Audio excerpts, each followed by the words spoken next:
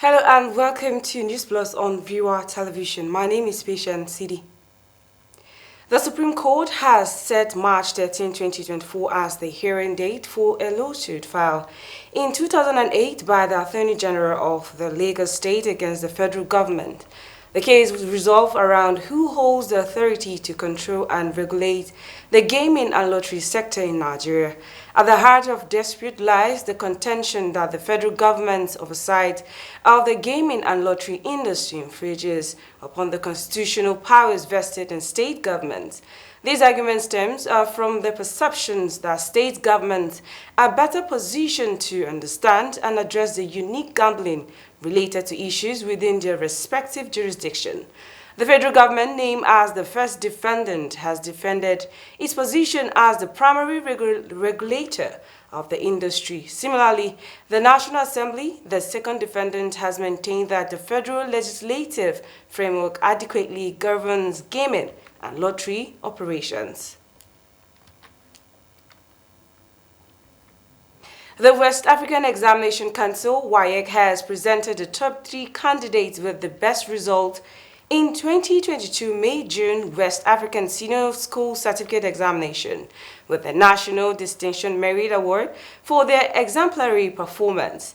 The organization also rewarded their schools for producing them the best male and female candidates, the best male and female virtually impaired candidates, top 3 schools with best results in Nasarawa State, as well as 3 members of staff of WAEC for putting in 20 years of service with the council. The awards were presented to them at the just concluded 61st annual meeting of the Nigerian National Committee (NCC) of WAEC held in Lafia, Nasarawa State capital over the weekend.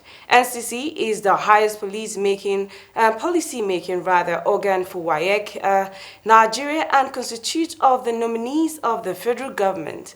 Various state governments are Joint Admissions and Matriculation Board, JAM, Nigeria Union of Teachers, NUT, principals of secondary school, universities, polytechnics, and other stakeholders, with members holding an annual meeting on a rotational basis across states of federation and the Federal Capital Territory. Also, the Police Service Commission (PSC) said over 547,000 applicants for recruitment into the Constable Cadre of the Nigeria Police Force (MPF) have so far been received in the police recruitment portal, which closes next Sunday, November 26, 2023. The portal was opened on the 15th of October 2023, 5 weeks ago, and will close after 6 weeks. Out of the 547,000 applicants, 358,000 were successful and have qualified for the next round of the recruitment process, which includes the physical credentials, medicals, and strict background checks of the applicants. In a statement, the PSC spokesperson Ikechukwu Ani also said a total of 84,000 applicants were rejected for overage. Applicants are expected to be between the ages of 18 and 25.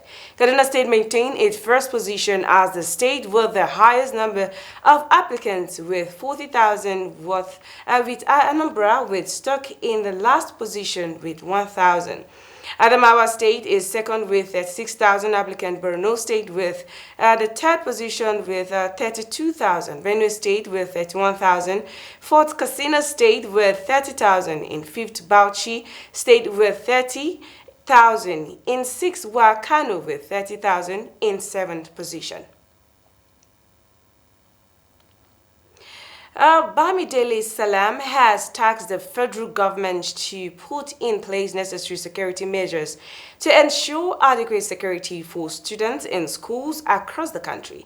Salam, also the chairman House of Representatives Committee on Public Accounts, said that at the 2023 National Children Leadership Conference to mark the 2023 Universal Children's Day in Abuja on Monday, he said that with the prevailing security challenge in the country, students needed extra security to be in school in some parts of the country due to attacks by bandits, insurgents, and other criminal elements. Salam added that lack of adequate security in schools had led to an increase in the number of out-of-school children in the country. He said Nigeria had 13.5 million out-of-school children, adding that no nation will attain development and growth with this number of children out of school. The Speaker of Osun State House of Assembly, Speaker Adewale Egbedun, has justified the suspension of the Chief Judge of State Justice Oyebola Adepele Ojo. Recall that since the suspension of the Osun Chief Judge, the Nigerian Bar Association (NBA), prominent personalities, civil society organizations, and others have knocked the state government over the move. In suspension, Justice Ojo, the Assembly had directed Governor Ademola Adeleke to swear in Justice David Afolabi as the acting CJ. Some CSOs have condemned the action and called for the immediate revocation of the suspension by the Osun State House of Assembly. The NBA, on its part, insisted that it will not accord respect to the acting CJ, Justice David Olayinka Afolabi, who incidentally did not turn up for his swearing-in on Friday. In a statement signed by his Chief Press Secretary Olamide Atiamiu on Monday, the Speaker Adewale Egbedun declared that the Osun State House of Assembly had no intention of encroaching on the constitutional duties of the National Judicial Council, NJC. The newly deployed Commissioner of Police in Rivers State, Olatunji Disu, has said preliminary investigation did not reveal an assassination attempt on a factional Speaker of the Rivers State House of Assembly, Addison Ehir.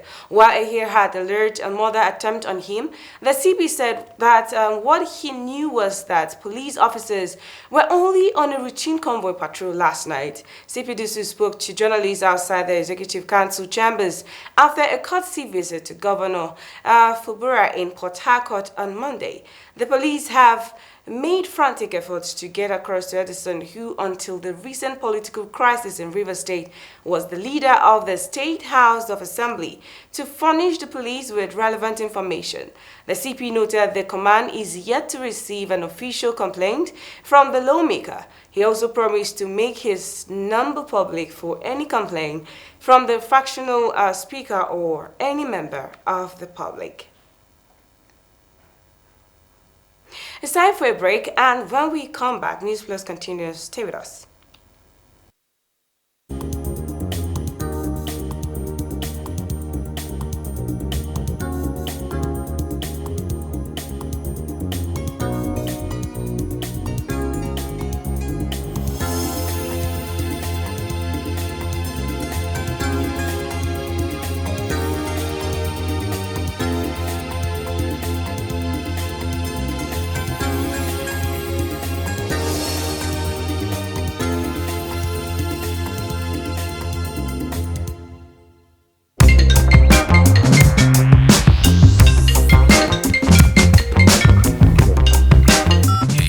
Good morning, gentlemen. I'm at the Envoy Hotel, Diplomatic Drive 305, here for a business weekend. It's been an amazing stay. Conference hall and business facilities here are stylish and innovative. The Envoy Hotel is luxury, esoteric, opulence, for ultimate comfort.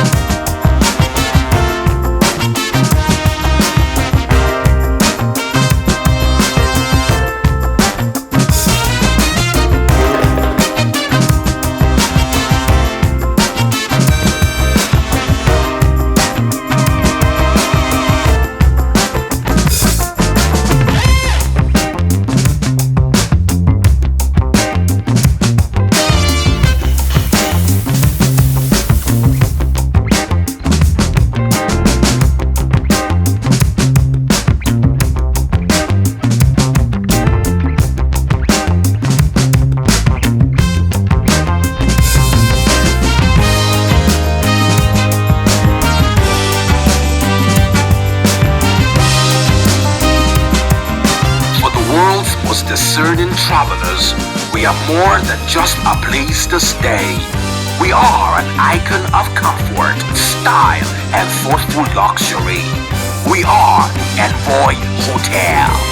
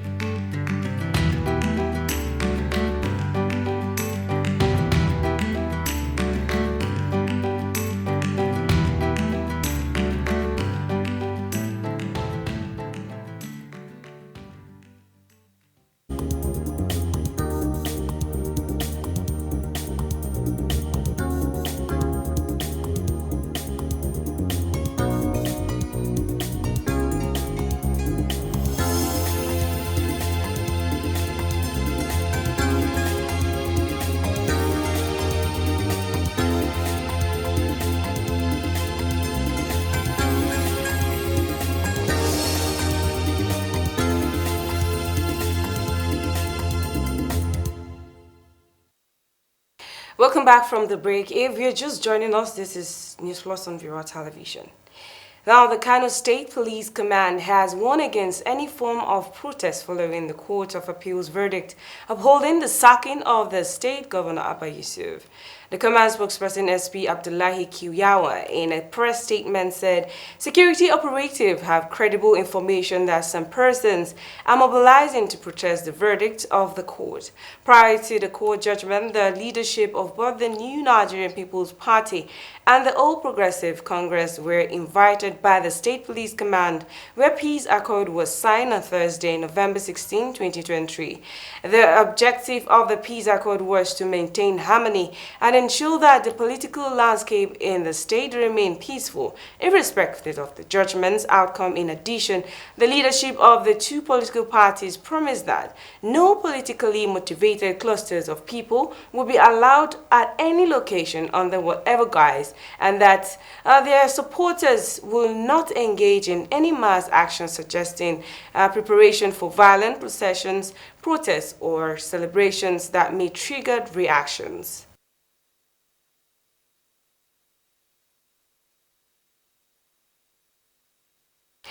The Court of Appeal sitting in Abuja has affirmed the election of Hyacinth Alia as a governor of Benue State. The candidate of the People's Democratic Party in the March 18 governorship election, Titus Uba has approached the appellate court to set aside the judgment of the tribunal, which upheld Alia's elections. At the tribunal, Uba, among other things, alleged that Alia's deputy Samuel Ode presented a forged certificate to the Independent National Electoral Commission, contrary to Section 182, subsection 1 of the Federal Republic of Nigeria 1999 Constitution as amended. He also claimed that Alia's name was submitted less than 180 days before the election date. Anode was also not submitted to INEC after the party conducted a further rerun primary election. A three-member panel of the tribunal headed by Justice Ibrahim Karaye dismissed the petition on the ground that it was a pre-election matter and was statute barred, ruling on the appeal. The appeal court's three-member panel led by Justice Onyekachi Aja Otisi held that Uba failed to prove beyond reasonable doubt the allegations of forgery against Ode. Plateau Governor Barrister Caleb Mutfwang has described the verdict of the appeal court that nullified his election as a temporary setback that will not deter him from repositioning the state on the path of the unity, peace, and progress. He expressed strong optimism that the mandate overwhelmingly given to him by the people of Plateau State will be restored, as he has instructed his legal team to file an appeal at the Supreme Court. Governor Mutfwang, in a statement, admonished citizens of the state and supporters of the People's Democratic Party (PDP) to remain calm and assure them that as long as God remains on the throne, the mandate of the people will be preserved and protected. He reiterated that his commitment to his rule of law and assured the people that there is light at the end of the tunnel, as he has unwavering faith in the judiciary and the Constitution of Nigeria. The governor concluded with a strong appeal to supporters as well as citizens of the state to maintain law and order. The Lagos State Internal Revenue Service has introduced a digital approach to collecting revenue for hotel occupancy and restaurants consumption tax from establishments across the state. The move, announced by Ayodele Suber, the executive chairman of the organization, aims to streamline tax payment processes for hotels, event centers, restaurants, bars, and related facilities. Dubbed the eco-fiscal system, the automated invoicing solution signifies a significant shift in tax collection methodologies, focusing on enhancing convenience and compliance with tax laws. Sabrer emphasized that this technology advancement is geared towards simplifying tax compliance, improving accuracy, and reducing operational complexities. Business phase, according to him, the EFS platform allows real-time online tax billing, monitoring of collections, and instant issuance of receipts with unique invoice members.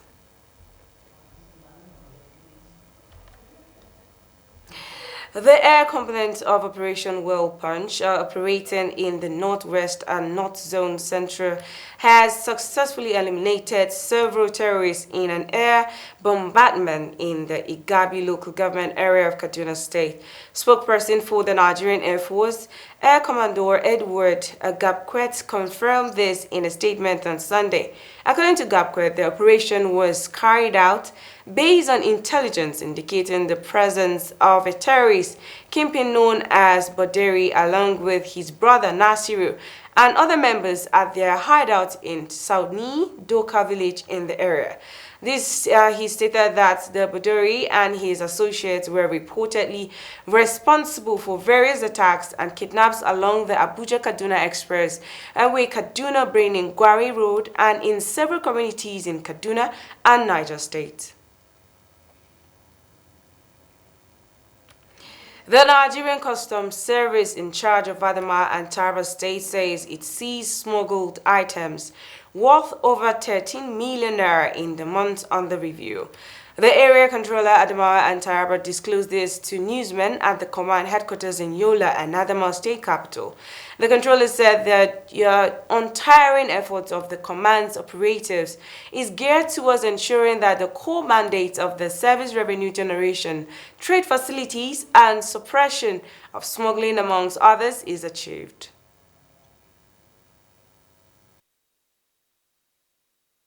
And had recorded 19 seizures of assorted items with duty paid value of 13,749,110 naira and 35 kobo. The seized items include the following: 19 cartons of foreign insecticide, 26 by 50 kg bags of foreign parboiled rice, and 15,449 liters of premium motor spirit, that is petrol, packed in 17 by 20 by 200 liters drum, 475 by 25 liters cakes, and 6 by 35 liter jerrycans respectively.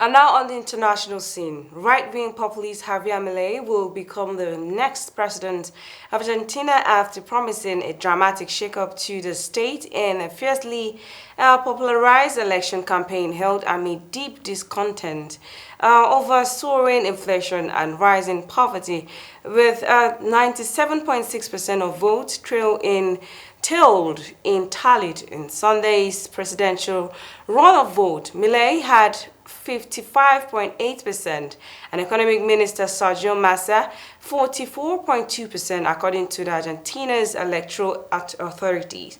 Presuming that margin holds, it will be wider than predicted by all polls and the widest since Argentina's return of democracy in 1983 in the streets of Buenos Aires. Drivers honked their horns and many took to the street to celebrate in several neighborhoods outside Milei's party headquarters, a hotel in downtown Buenos Aires. Supporters were euphoric. Massa of the ruling Peronist Party conceded defeat and congratulated Milei on a self-described anarcho capitalist who has drawn frequent comparison for former President Donald Trump.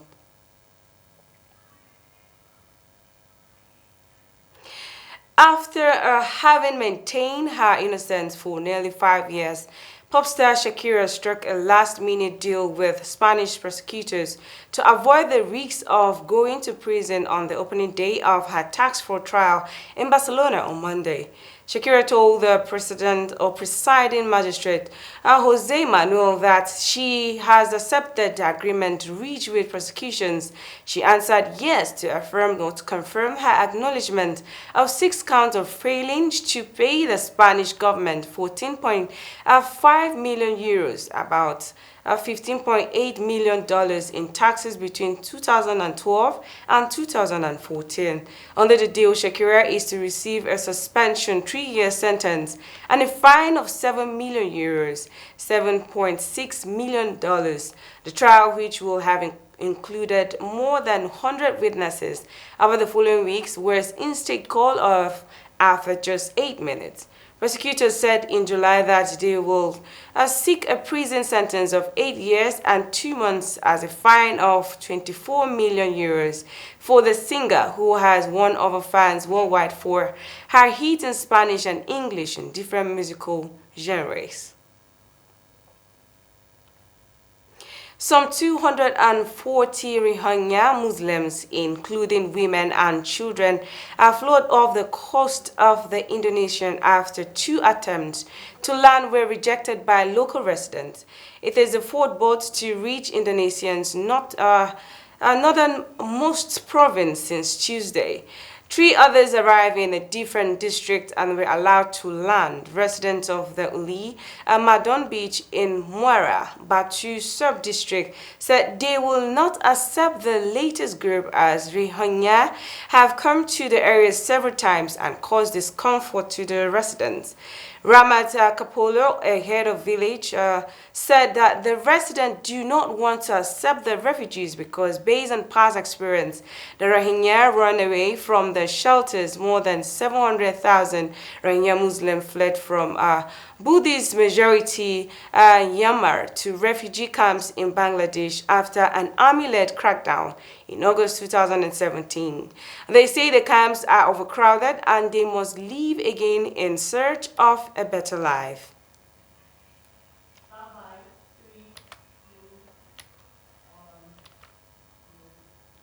China's top diplomat welcomed 4 Arab foreign ministers and the Indonesian to Beijing on Monday, saying his country will work with their brothers and sisters in the Arab and Islamic world to try to end the war in Gaza as soon as possible. The minister from Saudi Arabia, Egypt, Jordan, the Palestinian Authority, and Indonesia chose to start a tour of world capitals in Beijing, a statement to both China's growing geopolitical influence and its long-standing support for the Palestinians. Chinese Foreign Minister Wang Yi told the foreign diplomats that their decisions to start in Beijing shows their high level of trust in his nation. China has long backed the Palestinians and been quick to denounce Israel over its settlements in the occupied territories rather. It has not criticized the initial Hamas attack on October 7th, which killed about 1,200 people, while the United States and others have called it an act of the terrorism. However, China does not or have growing economic ties with Israel.